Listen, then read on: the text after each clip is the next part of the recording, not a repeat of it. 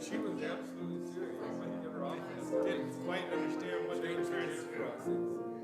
Asked Martin if we're supposed to put in crossings by the school, so they crazy.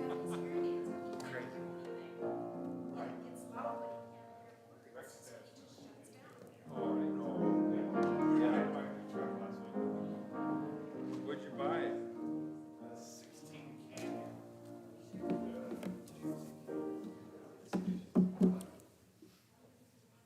Did you need this? You don't, okay. Just want to make sure I saw the slides. All right, well, let's get started. We're going to start with celebration hymnal number 562, Be Thou My Vision, and we'll do all 4 verses.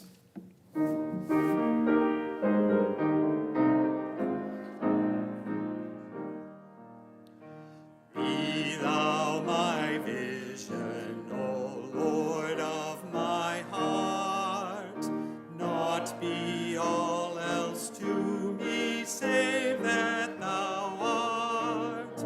Thou my best thought by day or by night, waking or sleeping, thy presence my light. Be thou my wisdom, and thou my true word. I ever with thee, and thou with me, Lord.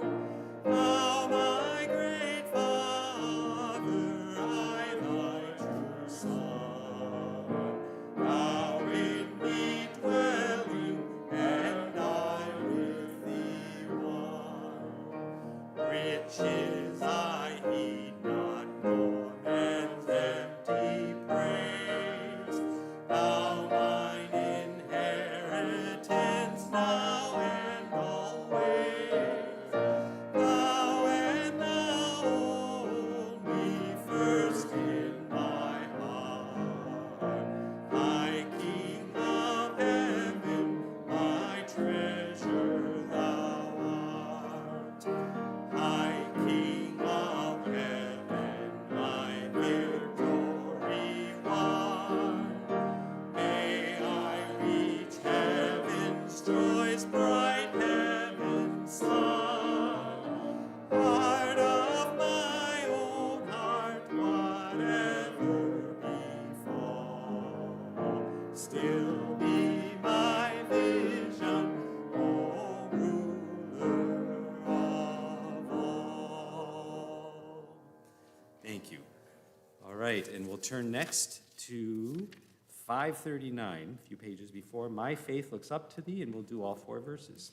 539.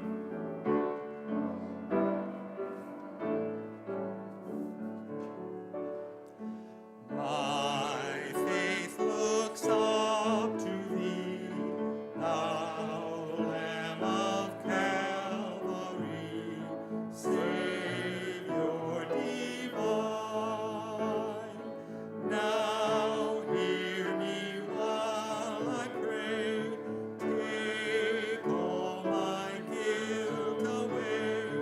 Oh, let me from this day be wholly thine. May thy rich grace impart strength to my fainting heart, my zeal inspire, as thou hast died for me.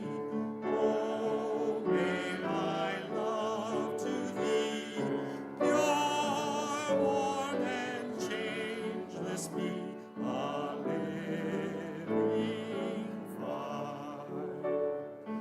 While life's dark maze I tread, and griefs around me spread, be thou my guide.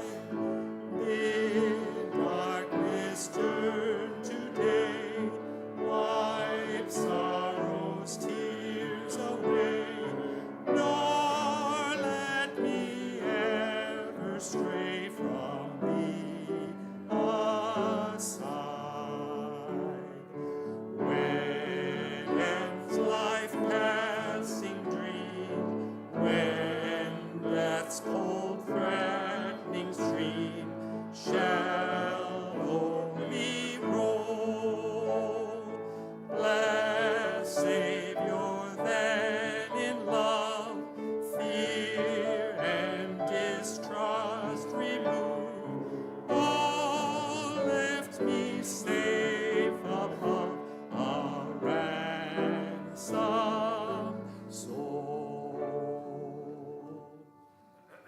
Great job, thank you.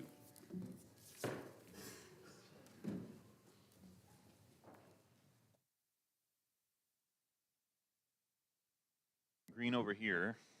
Are we good on the sound? Awesome. All right. Well, let's go ahead and open with a word of prayer.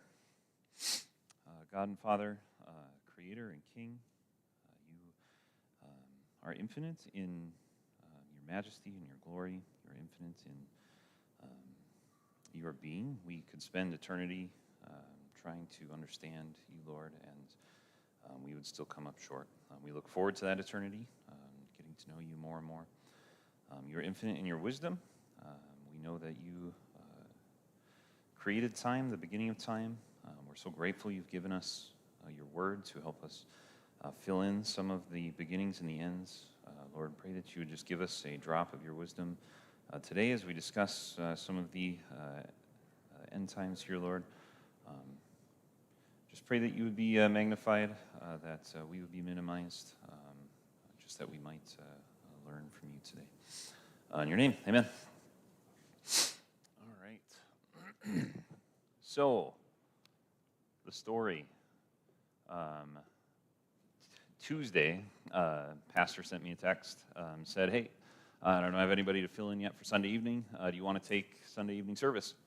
And I said, I recall you saying that you don't prep as much for Sunday evening service as you do Sunday morning service, so if I can lean on that, then absolutely. So, because I have a 600-page paper to read and a paper to write for my week, and that's what my week looked like. I said, if I can go through some more educational type stuff versus getting a full new passage and trying to perform exegesis on that passage, would that be okay? And he said that would be great. Let's just go through some of the stuff you've been learning in systematic theology. So this is just going to kind of be chapter 2 of, if you guys were here a couple Sundays ago, just me going through this presentation that I've created. It's on a platform called Prezi. It really is just a really fancy PowerPoint presentation, but what I love about it is it lets me organize my thoughts on all these different very complicated topics. So what we have here on this first slide is just, so systematic theology is split up into 4 different semesters, semester 1, 2, 3, and 4. There are 10 different topics that we talk about. And in semester 4, me and Ben and Eric all went through eschatology and ecclesiology. So eschatology being the study of end times and ecclesiology being the study of the church. And so what I can do here then is I can kind of click into these subjects and it will kind of zoom into the different topics that we have within these areas. If you recall that Sunday morning, if you were here, eschatology quickly splits into 2 big themes. There's personal eschatology, and general eschatology. So personal eschatology is if a cameraman was standing behind me and said, what happens to Tanner after he dies or during the end times? What does that look like? That would be personal eschatology. And general eschatology is that cameraman zooming out and looking at what happens to the world during the end times. So those are the 2 broad topics of eschatology that we studied in this class. I took you a little through personal eschatology during that Sunday school lesson. I left you with a pretty massive cliffhanger because I ran out of time, and I thought about filling in the gaps tonight, but I'm just going to leave that cliffhanger there. I'm sorry, and I'm going to bounce down into general eschatology because I also mentioned that there was something I wanted to get to at some point in general eschatology. So these are kind of the big bubbles that belong to general eschatology. I'm just going to give you a second to kind of read through them. And the reason why I'm doing that is because I just want to give you a chance to kind of redifferentiate all of these topics. And this is what I love about this program is it helps me categorize things or file things, right?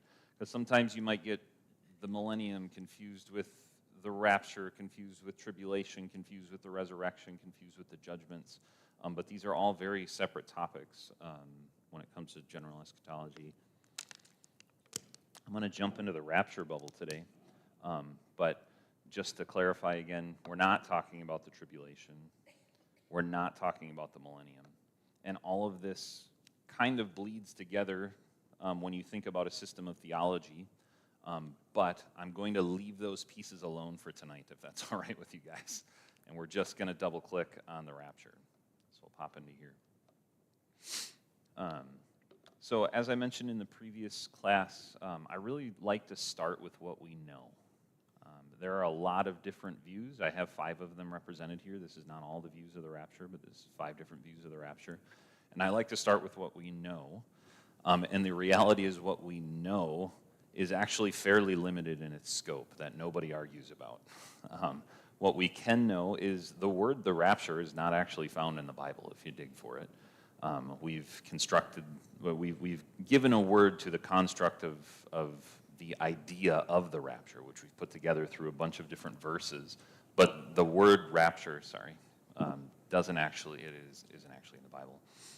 But the word that we've created, the definition of it is to seize or to carry off, or to carry out of, or away from. And we know that the rapture is for the church. And I put that in there, and it seems simple, but we might get that confused with the rapture being for Israel, or the rapture being for church, or for the church, or the rapture just being for believers and or the saints. And those are 3 different categories of people. And the rapture is specifically talking about the church. And that will matter as we get a little bit farther here. I'm going to bounce back out into these bubbles. As I prepared for tonight, I spent so much time rearranging the blocks in my head. Do I talk A and B and C, or B and A and C, or C and A and B? I don't actually know where I landed. I'm just going to go ahead and start talking, and we'll see how it comes out, so bear with me. But I'm going to start with the Olivet Discourse. So today, if you want to turn anywhere, we're going to turn to 2 different spots, but the first one's going to be Matthew 24. So the Olivet Discourse gets its name because it is a discourse or a talk that Jesus had on the Mount of Olives. It's found in all 3 of the Synoptic Gospels. The references are up there for you. I will reference Luke and Mark at some point, but I'm going to stick in Matthew 24 for the chunk of it.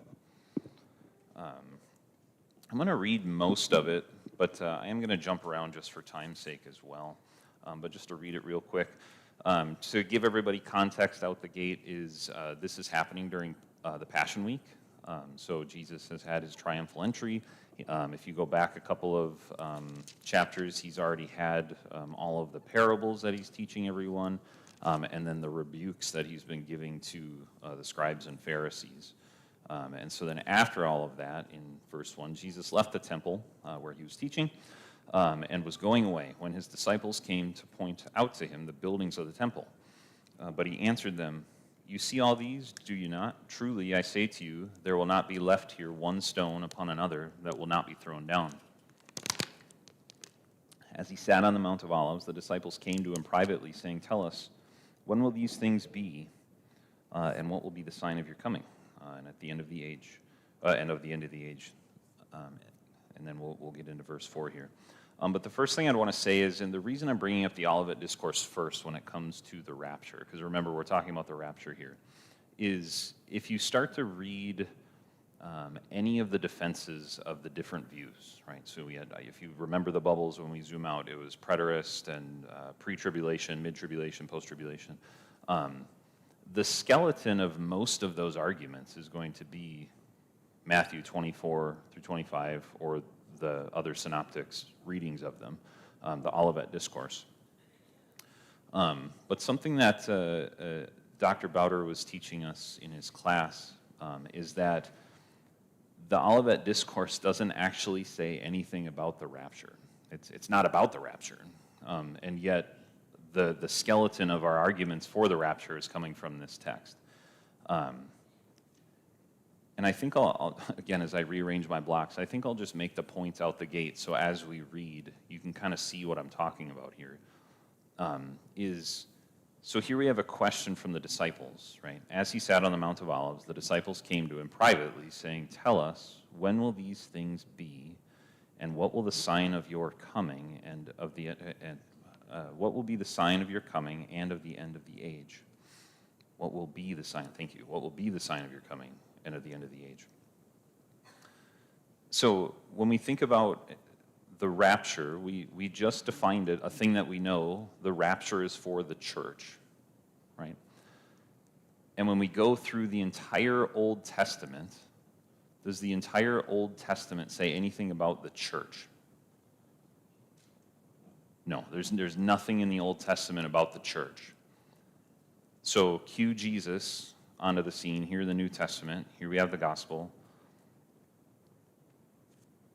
Jesus, up to this point, has spent almost no time talking about the church. And the reason I say almost is there's one little like sprinkling seed where he's talking to Peter and says, "You are going to be the rock on which I build my church." That's the only reference to the church that Jesus has made so far. So the disciples Jesus has been preaching on the kingdom, the kingdom that's to come, the millennial kingdom as we call it. Not talking, he hasn't been spending time talking about the church. So when the disciples are asking this question, what is the sign of the end of the age? We interpret that, or I've always heard it interpreted as the end of this age that we're in right now, which is the church age, right? If we're thinking about time in dispensations, we are in the age of the church, or the age of the Gentiles, and we are thinking of the end of this age. But the disciples know nothing of a church age at this point. So when they're asking about the end of the age, they're asking about what we now call the second coming, the end of this age before the kingdom, right? So look for that as I'm just going to kind of read through this, and again, this just challenges what I've always known about this being about the rapture, but Jesus isn't talking about the church here. So here's Jesus' response. "See that no one leads you astray, for many will come in my name, saying, 'I am the Christ,' and they will lead many astray. And you will hear of wars and rumors of wars. See that you are not alarmed, for this must take place, but the end is not yet. For nation will rise against nation, and kingdom against kingdom, and there will be famines and earthquakes in various places. All these are but the beginning of birth pains. Then they will deliver you up to tribulation and put you to death, and you will be hated by all nations for my name's sake. And then many will fall away and betray one another and hate one another, and many false prophets will arise and lead many astray. And because lawlessness will be increased, the love of many will grow cold. But to the one who endures to the end will be saved. And this gospel of the kingdom will be proclaimed throughout the whole world as a testimony to the nations, and then to the end. Then the end will come." I'm going to skip down to 29, but I will just quick summarize. 15 is talking about the abomination of desolation, which is to happen at the halfway point of the tribulation. So that's just kind of a summary of what those events look like around the abomination of desolation, but I'm going to skip past that. Down in 29, it says, "Immediately after the tribulation of those days, the sun will be darkened." Sorry, I am going to back up real quick. Back up with me if you would. We're going to go to 26. So if they say to you, "Look, he is in the wilderness," do not go out. If they say, "Look, he is in the inner rooms," do not believe it. For as the lightning comes from the east and shines as far as the west, so will be the coming of the Son of Man. Wherever the corpse is, there the vultures will gather.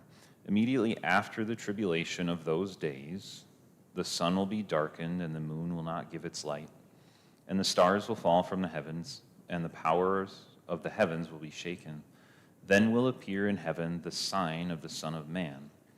And then all the tribes of the earth will mourn, and they will see the Son of Man coming on the clouds of heaven with power and great glory. And he will send out his angels with a loud trumpet call, and they will gather his elect from the four winds, from one end of heaven to the other. We'll skip the portion of the fig tree as well, though that does, it's essentially Jesus saying, you know the seasons, look for the seasons. This is what you should be looking for. But concerning that day and hour, this is verse 36, no one knows, not even the angels of heaven, nor the Son, but the Father only. For as were the days of Noah, so will be the coming of the Son of Man. For as in those days before the flood, they were eating and drinking, marrying and giving in marriage until the day when Noah entered the ark. And they were unaware until the flood came and swept them all away.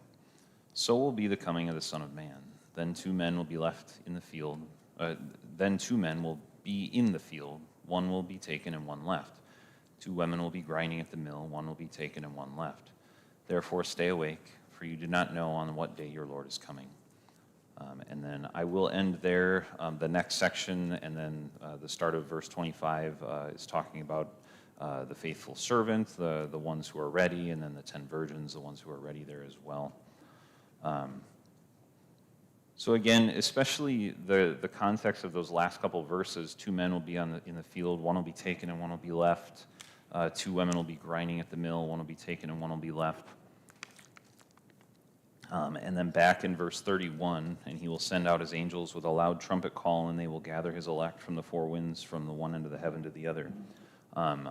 These verses come up very frequently in all of the different views regarding the rapture. But again, the concept I've been wrestling with that Dr. Bowder posed is that this text has nothing to do with the rapture. That this text, the question that the disciples were asking was, when does your kingdom come?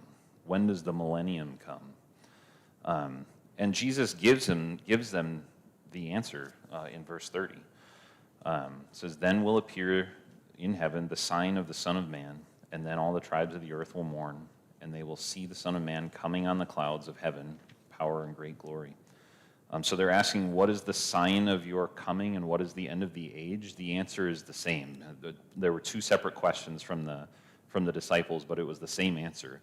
The answer is, you will see me coming from the clouds. It will be as the lightning. How is that written here? For as the lightning comes from the east and shines as far as the west, so will be the coming of the Son of Man. It will be obvious. He will be coming on the clouds. That is the sign of the end of the age. That is the sign of the coming of the Son of Man. So, now that I've set the table just a little bit and blown up everything you've ever known, if you were like me, maybe you guys were steps ahead of me and already had that framework. But what I want to do today is try to help sort some of these ideas in your head the way that I've sorted them in my head and see if that's useful. Because the question then is, if this text isn't about the rapture, then what do we know about the rapture? Or what do these different ideas say about the rapture? How do they piece together their thoughts on the rapture? Are you kind of tracking with me a little bit, or did I put everyone to sleep with like education type material? Okay. All right, so I just want to categorize these quick. We'll spend a little bit more time in Revelation in a moment. But for now, I just want to throw some definitions and categories out for you. So the first separation comes in thinking between preterist, that top left bubble, and all of the other bubbles. Okay, and I can separate that one out because a preterist has that prefix, which is pre, which helps me out. So preterist is pre being before.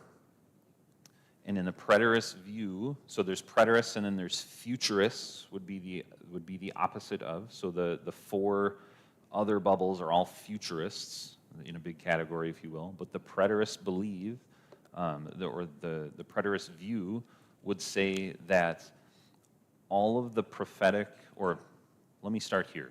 With preterist view, there are 2 broad categories of a preterist view.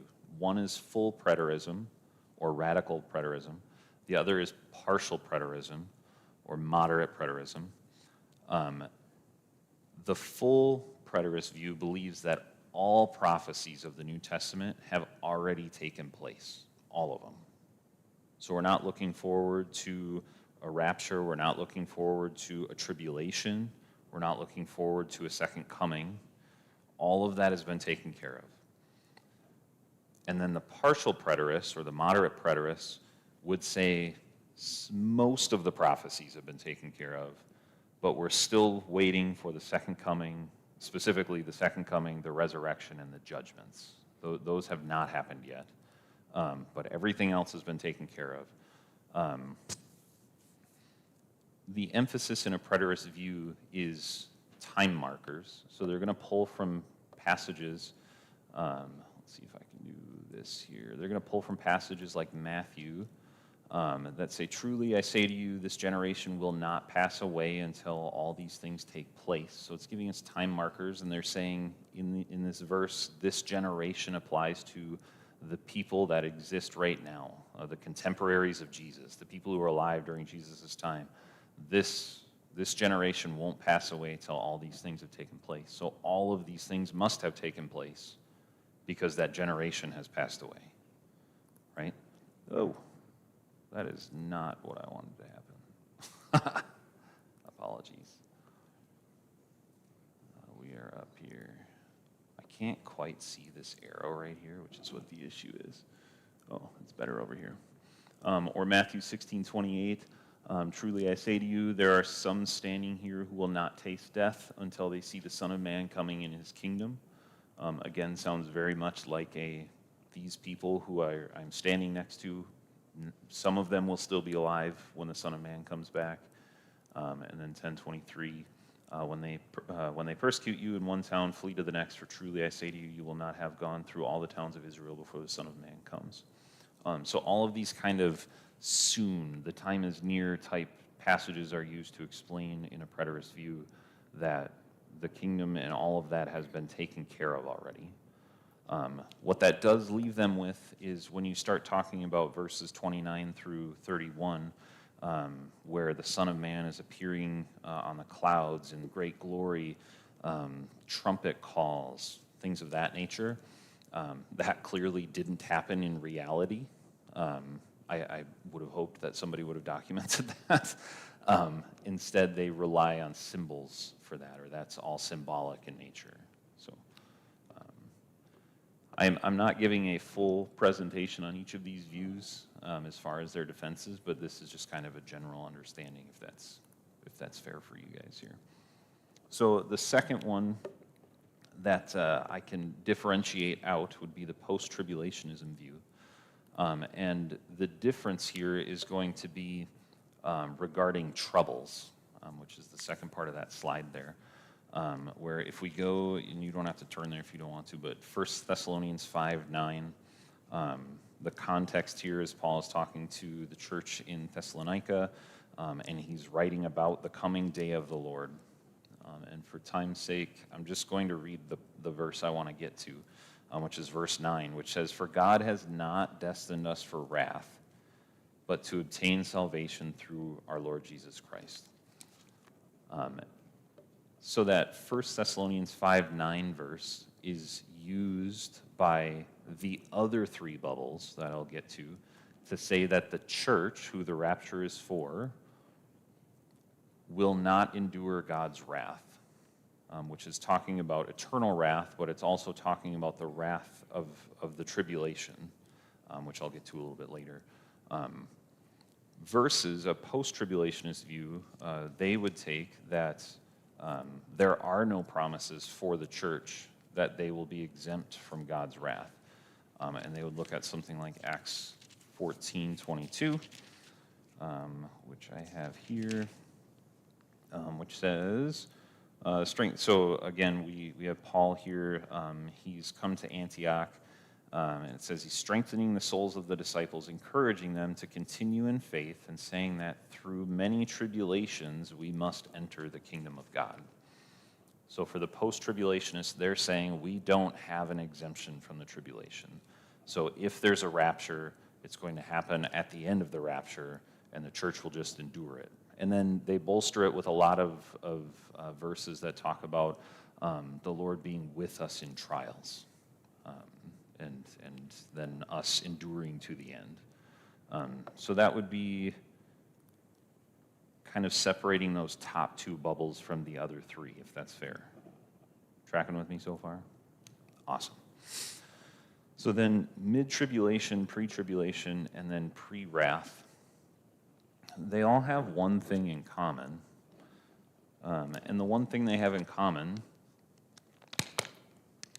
is they're actually all pre-wrath. So like I mentioned earlier, they're going to lean on 1 Thessalonians saying that we won't endure the wrath of God in the tribulation. Ergo, they need to be raptured or removed from the earth before the tribulation, so they don't go through the tribulation, right? But what they argue about is, where's the wrath? What is the wrath? So, for the mid-tribulationist view, they're going to look at Daniel, chapter 12, verse 11, where Daniel is mapping out the 70 weeks of Daniel, the 70th week of Daniel. And in the middle of that 70th week of Daniel is where he's talking about the abomination of desolation, which I kind of skipped over in this chapter, but for those, I think most of people in this room are familiar enough with the abomination of desolation. And they're going to say that that's when we call the Great Tribulation, is at that halfway point when the abomination of desolation happens. So the first half is no picnic, but the second half is way worse, and that's what we're going to call God's wrath. And since the church doesn't endure God's wrath, when the abomination of desolation happens, the church is raptured. And that's the framework or the skeleton of the mid-tribulationist view. Okay? The pre-wrath view, or the three-quarters view, has to do with how we structure the seals being broken and the events of Revelation. So I have the luxury of Tim just went through some of that in his previous book. He was in Revelation and kind of laid out how the seals are broken. If you guys remember the seals and then the bowl judge, or the seals and then help me out, bowls are last. It's trumpets. The seals and then the trumpets and then the bowls. There are a couple differing views on how that works. So for the pre-tribulationists, nope, we're going to go for the three-quarters view. They would say that the way that those seals and trumpets and bowls are laid out is a recapitulation.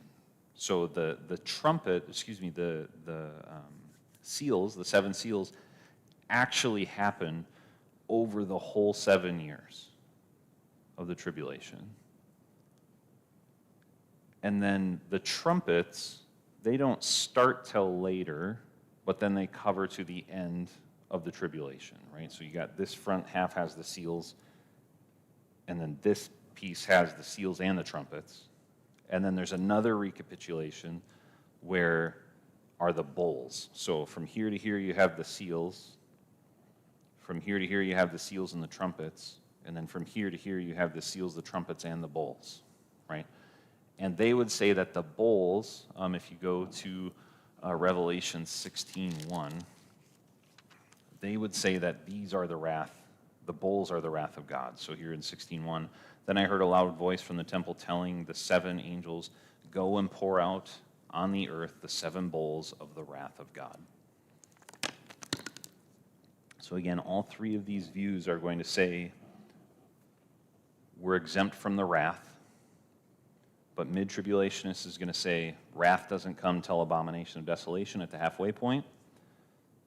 And then the three-quarters view, or the pre-wrath view, is saying it doesn't happen till right near the end when the bowls happen. And that's going to be the wrath of God, which we will be exempt and raptured from. Okay, which leaves us with the pre-tribulationist view. And this is kind of where I wanted to get to this evening, is I've been told the majority view of the church is pre-tribulation. But if you're like me, you believe that and you don't really know why, or at least you couldn't defend it. And I'm not going to give you a complete bolstering defense, but I can at least give you two of the big pieces of the puzzle. And the first one was 1 Thessalonians 5:9, where we are not ordained for wrath. So the second then would be, if that's true, when is God's wrath? And if you want to turn to Revelation 5, that's where we're going to park for the evening.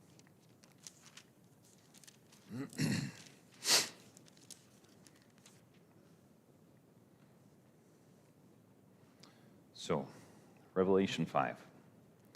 I'm going to read all of Revelation.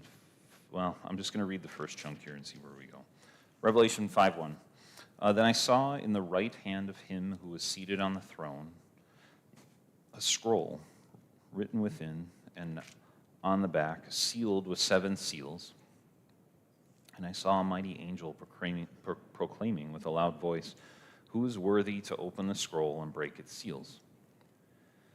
And no one in heaven or on earth or under the earth was able to open the scroll or to look into it. And I began to weep loudly because no one was found worthy to open the scroll or to look into it. And one of the elders said to me, "Weep no more. Behold, the Lion of the tribe of Judah, the root of David, has conquered so that he can open the scroll and its 7 seals." So, the thing that I want to highlight here is this scroll is in the right hand of him who is seated on the throne. And we just spent some time in Revelation 4 describing the throne room and who sits on the throne. So God is sitting on the throne. Feel free to read through 4 at some point to remind yourself what that looks like. So God is seated on this throne, and it's in his right hand as the king where this scroll is. And so the idea here is that this scroll is a decree from the king. It's been written by the king, and it's been sealed with 7 seals. So the way that might look, if you're thinking that it's like a book, that might not be the best way to think about it, so much as it would be a scroll that you roll up and then stamp with an official royal seal. In antiquities, the seal was a wax seal that represented that this is a message from that particular person or a message from the king. And it showed A, that it was from the king, but then also B, that it hadn't been tampered with, if it hadn't been opened, right? So if it is still sealed, it is a decree from the king that has not been altered since the king wrote it. So you have this scroll that's being rolled up and then sealed, and then rolled up still more, and then sealed, and then rolled up and still more, and then sealed, right? 7 more times, right? So we have this scroll. And it's from the king. We know it's from the king. It's from God. And John breaks down because it feels like in this throne room that this scroll is the beginning of the end. This scroll is the decree from the king for the end of the book. And the whole creation in heaven, in this throne room, is groaning for this scroll to be read and for this decree to be enacted. And John weeps because no one is found worthy to open the scroll.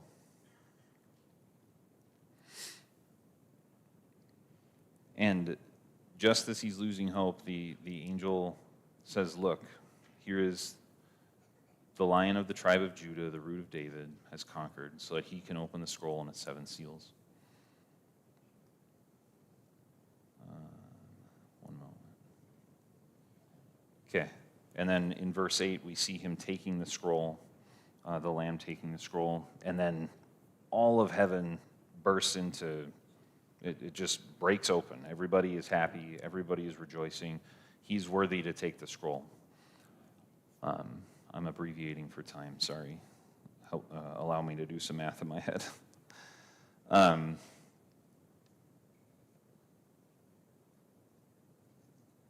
right. So,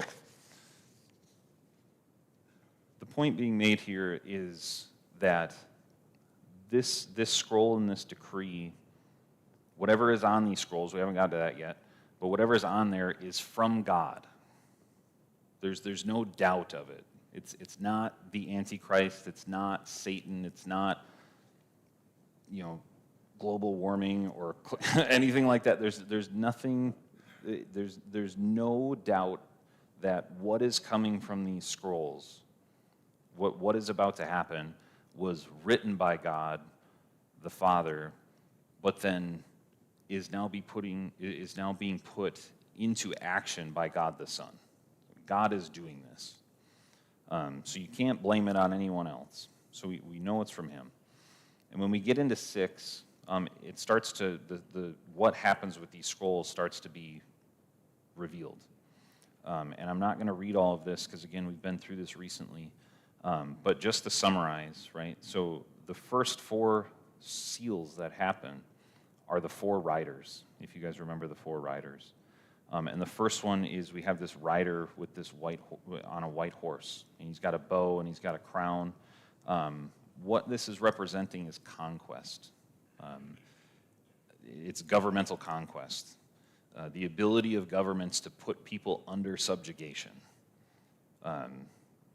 And we've seen throughout history various authoritarian regimes and governments who abuse their powers. And here is a horse that's being, and its rider, allowing that to happen here on the earth. To a degree that I imagine we haven't experienced in our time here. One of those you can run but you can't hide situation, this because of this rider. And then go down to 3, you have the second seal being opened, and it's the red horse. And this red horse represents war and the ability to take peace from the earth. So you're going to have total global warfare, and you're going to have oppressive, authoritarian regimes on the earth as the first 2 seals. The third seal is a black horse, and he has scales in his hand. It says a quart of wheat for a measure, or a measure of wheat. So a measure of wheat is approximately enough for somebody to nourish themselves for one day. And then a denarius is essentially representing that you're going to work a whole day's wage for just enough to survive for that day. There's going to be global famine. And then it gets into a quart of barley, essentially we're getting into. And if you have a family, you can get something that is a little less filling but will go a little bit farther for everybody. But there's going to be global famine.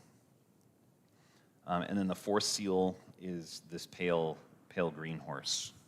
And death sits on it. And he's allowed to kill 1/4 of the patients, or of the population on the earth. And Dr. Bowder took us through an interesting series of calculations that I'll just run through with you quick because it opens up the eyes of what this rider has. So he says, assume a birth rate of 0. Does anybody know the population of the world right now, roughly? Closer. It's 8 billion is roughly the population right now. So the ability to kill 1/4 of the population would be 2 billion people. And let's just assume, just to keep it simple, it's over the course of 7 years. We can argue about the math, but we're not going to argue about the math. 2 billion people in 7 years means if you divide that out by the 7, you have to kill roughly 285 million per year, which would be 791,000 per day. And then he says the population of Minneapolis is 429,000, and St. Paul is 311,000. So essentially, in one day, the populace of St. Paul and Minneapolis is killed in one day of the 7 years, right? So even COVID, only 7 million people died in comparison to this. And what he's trying to elicit here from these 4 riders is you have this destruction, this famine, this worldwide war, the oppressive regimes. Could we all at least agree that this is incredibly bad? It's pretty bad. One might call it wrath. And again, you could turn and blame that on Satan or the Antichrist or climate change or whatever you want to blame it on. But we've just established that these seals are coming from the King. They're coming from God, and they're being enacted on by the Son. And so the argument here again, where I was trying to bring us to with pre-tribulationism, is the common verse that's used is this Matthew 23 through 24, the Olivet Discourse, to try to explain the rapture and what we think about the rapture. But what I've been wrestling with from Dr. Bowder is these two sections of Scripture, 1 Thessalonians and then here in Revelation. I think those two sections of Scripture provide a much more cohesive defense for pre-tribulationism. Now, if you were watching me like an hour and a half ago at my house, I was sweating bullets about this talk. And the reason why is because I didn't have time to prepare for it. And what I actually, if you were to take any one thing away from here, what I hope people will do and see is these different views, assuming there's no heresies in these views. There's probably dozens more views of the rapture that are not congruent with the Bible. But for these 5 at least, there's a defense that can be made in the Bible for them. And so one of the things that I've been learning from my endless reading at seminary is you read these books in defense of each of the views, which I think is good. Instead of just going with what you knew and what you've always known and what is comfortable, to read all of the different views. And if I'm being honest, it's very humbling. Because, for example, I'll read a book, and it will be on the destination of the lost. Is it annihilationism? Is it, all of these other views that you're reading on?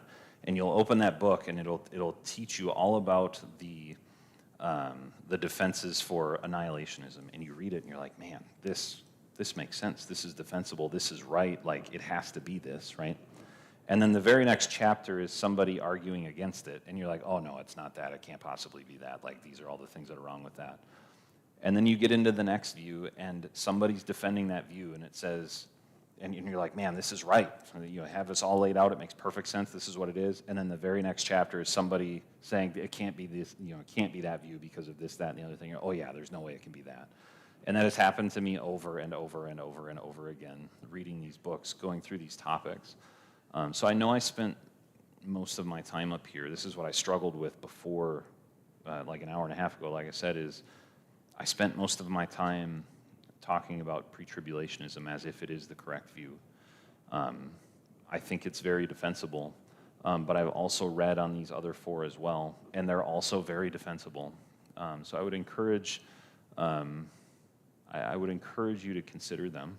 I think it's important to try to put them into these bubbles like I have them here, just so you can understand in your head when you're having conversations where people are coming from, to not confuse things. But I would encourage people to wrestle with each of these individually and try to come to their own conclusions. Anyhow, let's go ahead and pray. We'll wrap up. I believe we have one more hymn for the evening, and we will be on our way. God and Father, we're so grateful for your many mercies. We thank you for salvation provided freely through your Son. We thank you for this word. We thank you for your word and all that it reveals to us. We are limited in our understanding. We know that you are perfect in yours. We rely on you. Pray that you would encourage us to seek understanding from your word, not from any of these other books that we may encounter, but Lord, that it would just be founded in your word. Pray your blessing on our evening, the fellowship after, that we'd have a safe travel home. In your name, amen.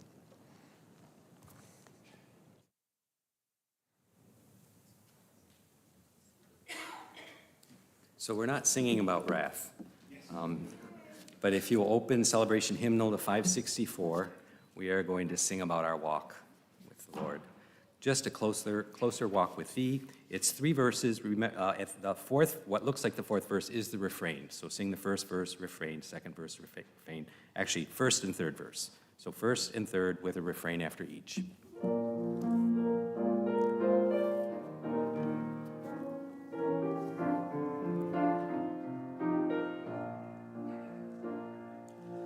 I am weak, but thou art strong. Jesus, keep me from all wrong. I'll be satisfied as long as I walk. Let me walk close to thee. Just a closer walk with thee. Granted, Jesus is my plea. Daily walking close to thee. Let it be, dear Lord, let it be. When my feeble life is o'er, time for me will be no more. Guide me gently, safely, oh, let it be to thy shore. Just a closer walk with thee. Granted, Jesus is my plea. Daily walking close to thee. Let it be, dear Lord, let it be. Thank you. You are dismissed.